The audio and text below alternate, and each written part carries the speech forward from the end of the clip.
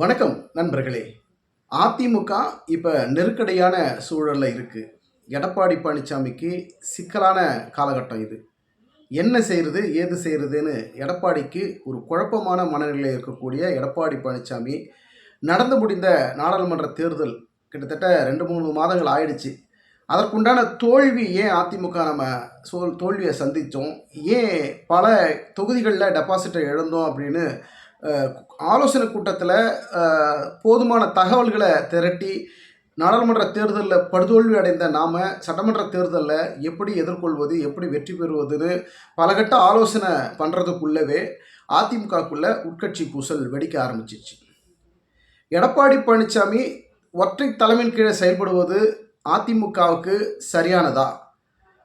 ஓ பன்னீர்செல்வத்தை அதிமுகவில் இணைத்து இரட்டை தலைமையை உருவாக்கினால் அதிமுக வெற்றி பெற வாய்ப்பு இருக்கா? உங்களுடைய கருத்துக்களை கமெண்ட் செக்ஷனில் பதிவு பண்ணுங்கள்.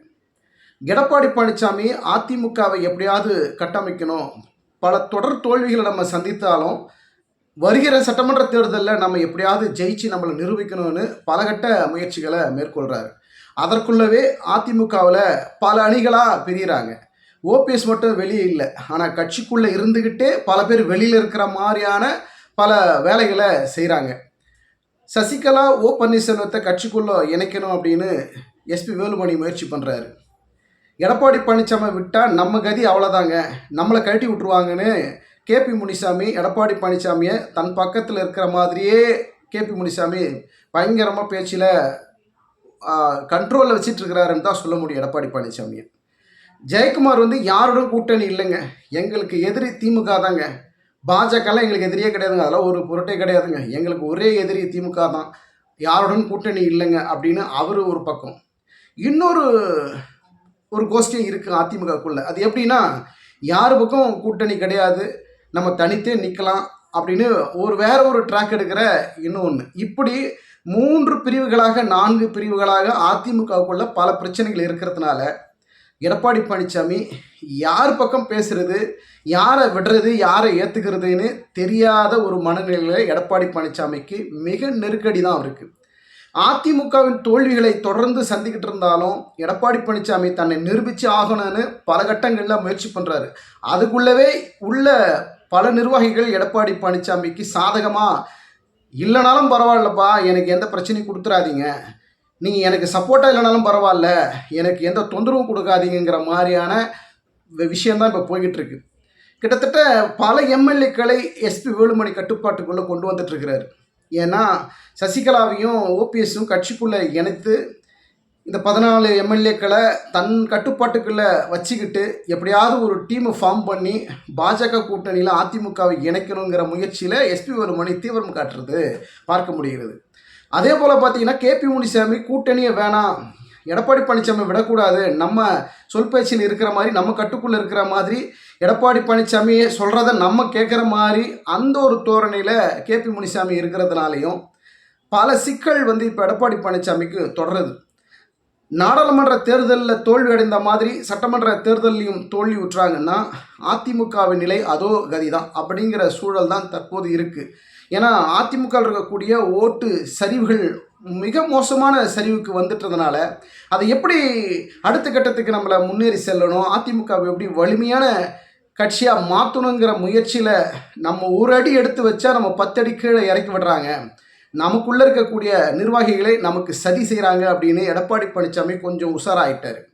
ஆனால் அதை உஷாரம் ஆனாலும் அதிமுகவை கட்டமைக்கிறதுல எடப்பாடி பழனிசாமிக்கு மிகப்பெரிய சிக்கல். ஏன்னா கூட இருக்கிற முக்கிய நிர்வாகிகளே எஸ்பி வேலுமணி, தங்கமணி போன்றவர்கள் பாஜக கூட்டணியில் போகணும்னு ஒத்த காலில் நிற்கிறாங்க. பாஜக கூட்டணியில் வைக்கணும்னா சசிகலாவையும் ஓபிஎஸும் உள்ளே கொண்டு வரணும் அப்படிங்கிற விருப்பம் அவங்களுக்கு இருக்குது. ஆனால் எடப்பாடி பழனிசாமிக்கு அது ஒரு துளி கூட அவங்கள சேர்க்கணுங்கிற எண்ணம் இல்லை. இதே வேற ஒரு ரூட்டில் பார்த்தீங்கன்னா பாஜக கூட்டணிக்குள்ளே வேணாம், நம்ம தனித்தே போட்டியிடலாம் அப்படின்னு இன்னொரு குரூப் செயல்படுறாங்க. இப்படி பல குரூப்பு பல மாதிரி செயல்பட்டால் எடப்பாடி பழனிசாமி எந்த முடிவு தாங்க எடுக்கிறது?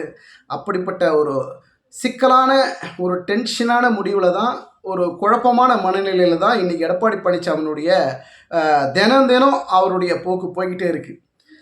அதிமுகவை வழிநடத்தக்கூடிய ஒரு தலைமை பண்பிலிருந்து எடப்பாடி பழனிசாமியை கீழே இறக்கணும், அப்படின்னு இன்னொரு ட்ராக்கில் செயல்படுறாங்க. ஏன்னா நம்ம பேச்சு இவர் கேட்க மாட்டிருக்கிறாரு, நம்ம சொல்கிறத செய்ய மாட்டிருக்கிறாரு. அதிமுக ஜெயிச்சா தானே எங்களுக்கு நிறைய வாய்ப்புகள் கிடைக்கும், நாங்கள் எம்எல்ஏ மந்திரிகள் ஆக முடியும், எங்கள் தொகுதியில் எங்களுக்கு எந்த செல்வாக்கும் எந்த மரியாதையும் இல்லை, அதிமுக படுதோல்வி அடைஞ்சிக்கிட்டே இருந்தால் எங்களை யாருங்க மதிக்கிறது அப்படிங்கிற ஒரு சோக நிலையை உள்ளே இருக்கக்கூடிய நிர்வாகிகள் எம்எல்ஏக்களுக்கெல்லாம் இப்போ ஒரு மிகப்பெரிய வருத்தம் வருது. இது எடப்பாடி பழனிசாமி ஏதாவது நம்ம சொல்கிறத கேட்டாலும் பரவாயில்ல, அவர் கேட்க மாட்டிருக்கிறாரு. அப்போ என்ன தான் முடிவு எடுக்க போகிறாரு அப்படின்னு பார்த்தாலும் அதற்கும் ஒரு குழப்பமான மனநிலையில் தான் எல்லோரும் இருக்கிறாங்க. இப்படி இருக்கிற சூழலில் தான் மற்ற கட்சிகளுக்கு இதுக்கு சாதகம். ஓகே, அதிமுக பிளவுபட்டே இருக்கணும், அவங்க ஒன்று சேர்ந்து விடக்கூடாது, யாரையும் ஒன்று சேர்த்து விடக்கூடாதுங்கிற முனைப்பில் பல கட்சிகள் இவர்களுக்கு எதிராக எதிர்வினை ஆற்றுறதை நம்மளால் பார்க்க முடிகிறது.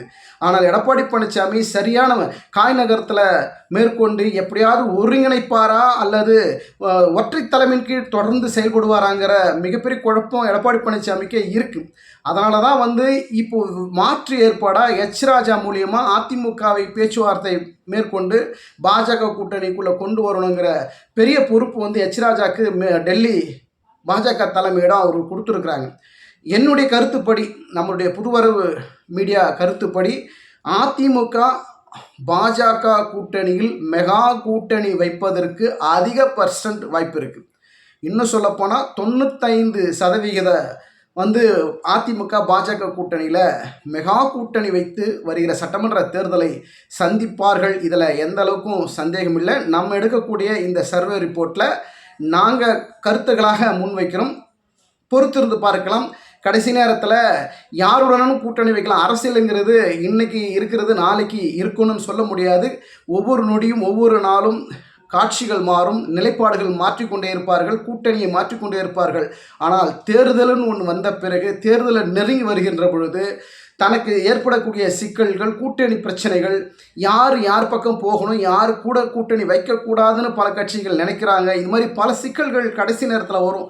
அந்த சூழல் வருகின்ற போது எடப்பாடி பழனிசாமி வேறு வழி இல்லை, அதிமுகவில் நாம் சரணடைந்து விடுவோம். சரணடைந்ததுன்னா என்ன? அதிமுகவில் கூட்டணி வைக்கணும். சரணடைங்கிறது வேற அர்த்தம். அதிமுக பாஜக கூட்டணி வைத்து மெகா கூட்டணியாக மாறி மீண்டும் சட்டமன்ற தேர்தலில் எப்படியாவது ஜெயிச்சிடலாம். நம்முடைய கடந்து வந்த தேர்தல்கள் 10 தேர்தல்களை தோல்வி அடைந்தோம், இந்த தேர்தல் நம்ம தோல்வியிடக்கூடாது அப்படின்னா எடப்பாடி பழனிசாமி சரியான முடிவு எடுக்கிறார் அப்படின்னா பாஜக கூட்டணியில் மீண்டும் அதிமுக போவது தான் சரியாக இருக்கும் அப்படின்னு மக்கள் கருத்துகளாகவும் தொண்டர்களின் விருப்பமாகவும் இருக்கிறது. இது எடப்பாடி பழனிசாமி சரியாக இதை வழிநடத்துவாரா? அந்த தலைமை பண்பு அவருக்கு இருக்கா? அவர் யாரையும் அரவணைத்து போகக்கூடிய அந்த மனநிலையில் எடப்பாடி பழனிசாமி இல்லை. இது ஓ பன்னீர்செல்வம் கட்சிக்குள்ளே வரக்கூடாது, சசிகலா கட்சிக்குள்ளே வரக்கூடாதுங்கிற அந்த மனப்போக்கில் இருக்கிறாரே தவிர அதிமுக ஒருங்கிணைக்கிறங்கிற விஷயத்தில் விட்டாலும் பரவாயில்ல, நம்ம கூட இருக்கக்கூடிய நிர்வாகிகளையாவது பலப்படுத்தணும், கட்சியை வழிநடத்தணும் அப்படிங்கிற ஒரு நிலையை சரியாக எடுக்கிறாரானா அதுவும் இல்லைங்கிற மனக்குமுறல் அதிமுக உள்ளே இருக்கக்கூடிய நிர்வாகிகள்கிட்ட தொடர்ந்து பார்க்க முடிகிறது. பொறுத்திருந்து பார்ப்போம். எடப்பாடி பழனிசாமியினுடைய அரசியல் வியூகங்கள் சரிவு நிலையா மேல்நிலையா, எப்படி அவருடைய அரசியல் வியூகங்கள் இருக்கிறது? தொடர்ந்து தோல்விகளை சந்தித்து கொண்டிருந்த எடப்பாடி அடுத்தடுத்த முயற்சிகளையாவது வெற்றி பெறுவாரா அப்படிங்கிறத நம்ம பொறுத்திருந்தால் பார்க்கணும். எது எப்படியாக இருந்தாலும் அதிமுக பாஜக கூட்டணியில் கடைசி நேரத்தில் அவர்கள் கூட்டணி வைப்பதற்கு அதிக % வாய்ப்பு இருப்பதாக நம்முடைய புதுவரவு மீடியா சார்பாக சொல்கின்ற கருத்து. பொறுத்திருந்து பார்ப்போம். மிக விரைவில் அதிமுகவில் பல ஒற்றுமைகள், பிளவுபட்டிருக்கக்கூடிய தலைவர்களெல்லாம் ஒன்றிணைவதற்கு அதிகபட்ச வாய்ப்புகள் இருக்கிறதாக நம்ம பார்க்குறோம். பொறுத்திருந்து பார்ப்போம். நன்றி, வணக்கம். உங்கள் அனைவரிடத்திலும் ஒரு அன்பான வேண்டுகோள், நம்முடைய சேனலை இதுவரைக்கும் சப்ஸ்கிரைப் செய்யாதவர்கள் சப்ஸ்கிரைப் செய்து வைத்துக் கொள்ளுங்கள். உங்களுடைய மேலான ஆதரவு எங்களுக்கு அடுத்தடுத்து போடக்கூடிய வீடியோக்கு ஒரு பலமாக இருக்கும். கிட்டத்தட்ட ஒரு 80% நம்மளுடைய சேனலை இது வரைக்கும் சப்ஸ்கிரைப் செய்யாமல் பார்த்துக்கிட்டு இருக்கிறாங்க. உங்கள்கிட்ட ஒரு அன்பாக கேட்டுக்கிறேன், நம்மளுடைய சேனலை சப்ஸ்கிரைப் செய்யுங்க, லைக் பண்ணுங்கள், உங்களுடைய கருத்துக்களை கமெண்ட் செக்ஷனில் பதிவு பண்ணுங்கள்.